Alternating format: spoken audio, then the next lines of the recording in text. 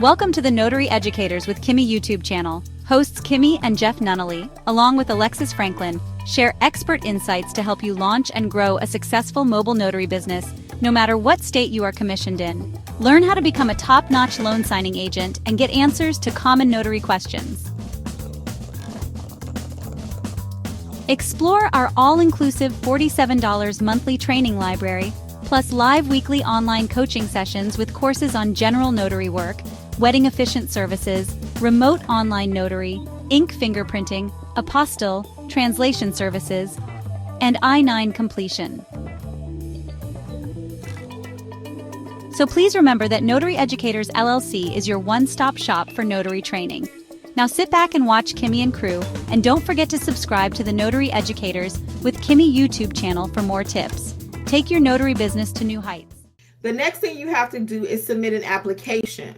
Okay, every state you have to submit an application. Now, a lot of us nowadays don't like filling out stuff. We can click, click, click, and tap, tap, tap on our phone, but you have to fill out a good old-fashioned application. You can fill it out on most websites, and then you still have to print it, have it notarized sometimes, and take it to the Secretary of State to receive your commission.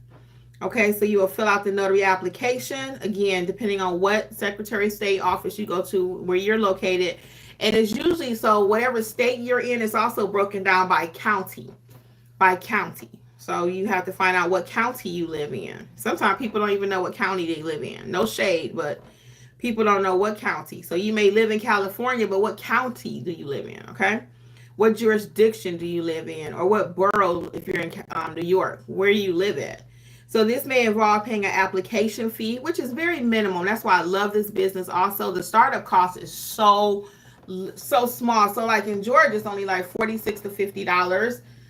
Most states are really cheap. Let's see, how much is it to become a notary? New York is high. Let's see, how much is New York? How much? Let's put fee. Fee to become, unless somebody here can tell me right quick, become a notary. Let's do New York. In New York, because New York and California is the highest of everything. How much?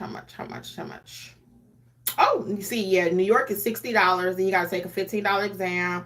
You have a $95 annual background check. So yeah, it's a lot. So I actually have, let me show y'all too while we're talking. For each state, I have written a book for each state. So like Indiana has their own book. Who's that? Florida, Georgia. I have one for all 50 states and DC.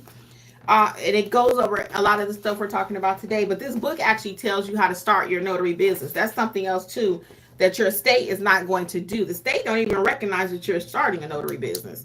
They just think you're becoming a notary. But I'm teaching you to start a notary business. So there's a difference. A lot of people have their commission. I meet people all day. My great-grandmama was a notary, but she didn't run a notary business, and she definitely didn't run it like a boss, okay? All right, let's keep going. So anyway, you have to fill out an application. So also in Georgia, in other states, you have to have two people. Most states, you have to have two people that know you. Two people that know you. And they can say that they, it doesn't have to be close friends or whatever, because I get people all the time asking me, can I serve as the person that know them? And I'm like, no, I don't just sign people's applications like that. And I don't recommend you do it either. Try to get a coworker, somebody you go to church with, even if it's a friend of a friend. But don't just ask a random stranger, hey, can you be my co-signer for me that you know me so I can get my notary commission? Please don't do that, because people don't like it, okay? So there's somebody that you know. Somebody that knows you. So typically you need 1 to 2 people to say that they know you. Corinthia says, do your books replace the state primers that NNA sells? I've been hesitant to buy from NNA. No. So the NNA primer is going along with your state handbook, your state notary handbook. I always recommend you have that. The primer is supposed to be like a simplified version of each state's notary handbook, okay?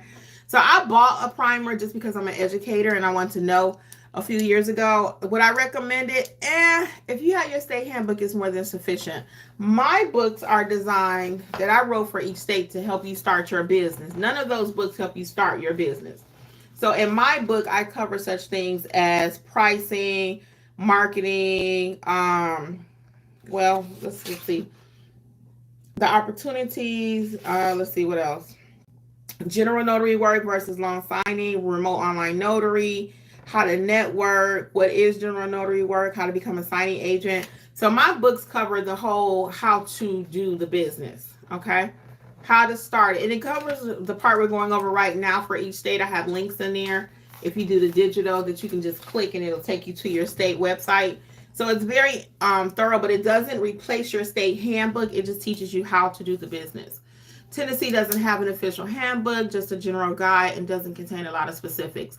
And that's another reason, Corinthia, why you need training. That's another reason why. So that's what I was saying earlier. One of my students, we were talking about something. And she was like, well, my state handbook says da da da. I understand what your state handbook says, but as you're continuing to learn this business and you learn with me, because I do the most, I'll be honest. I'm not just giving you basics. I give you everything you need plus. I'm that notary. I got COD. What is it? COD? Compulsive disorder. I gotta make sure my stuff is straight. Tell me what that is, y'all. I can't think. I need a piece of sugar. But anyway, yeah. Compulsive disorder. But anyway, not literally, but OCD. Thank y'all. Thank you. OCD. Yes. I was like, I can't get that straight. OCD. Yes. Obsessive compulsive disorder. Thank you.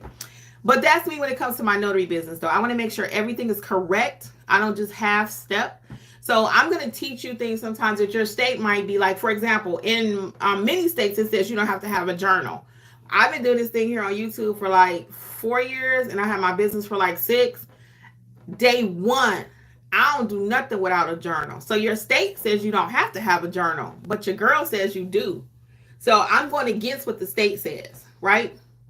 Is that a bad thing? No, because if somebody calls you 6 years from now and they need you to go back and get that journal, and you'd be like, oh, my state said I don't have to have one. And I had that happen to me. Somebody requested my journal and they knew I was in Georgia. So they said, oh, that's right. You don't have to have a journal. You probably don't even have one. Wrong. Your girl has a journal. I'm an educator. That's why I said sometimes I go above and beyond what's required. So I may be at odds with what your state says. Like Corinthia says, her state just has a couple little lines or a guide, right? No, I do this every day, so I know what's real. Your state don't do it. Whoever wrote that handbook, whoever wrote your little 2-3 pages, they don't do notary work. They're behind the desk. I'm out there in the field, so I know what needs to happen, what shouldn't happen, and how to make it better. Okay, so that's the difference. So to answer the question, no, my book does not replace your state handbook. It does not replace the NNA book, and the NNA strongly recommends it. What do they strongly recommend, Ramona? Their book. What do they strongly recommend? Let me know. So while Ramona's answering that question, though, so you want to, when you're submitting your application, be prepared to present identification, okay? A lot of times people figure, well, I could just use my phone or I could just use whatever. No, they actually want your ID when you go to apply for your notary commission, okay? Number 4 step is pass a background check. Now, some states require that you have a criminal background check or ink fingerprinting as part of your process to have a clean legal record. Now, the NNA does run a background check on you, but for your regular commission, most states are looking at your number. That's why they have you fill out an application. They're looking at your driver's license number, making sure you're not a criminal. NNA strongly recommends a journal. Yes. And I recommend it too, like I said, from day one. So your state, again, may say you don't have to have a journal, but if I teach you, that's number 1. Number 2. Number 1 is have your handbook. Number 2, though, is you have to have a journal. So I don't care what your state says. All right. So that's great, the NNA. I'm not against the NNA by a long shot. I'm a NNA ambassador. Okay. I represent the NNA, but I also represent you as notaries. So I'm not going to just sell you something or tell you to go buy something over there just because. I don't do that even on my own program. So I'm definitely not going to do it over there. But I'm all NNA. I buy my insurance from NNA. Again, I'm an ambassador for NNA. So, yeah, your girl loves the NNA. But I'm just not telling you to buy every single thing they have. I'm just not. I only get my background check from there, too. FYI. People will try to go around and go to the state this and do that. No, you need to go to the NNA because that's the most recognized. That's the gold standard when it comes to being a notary. Okay.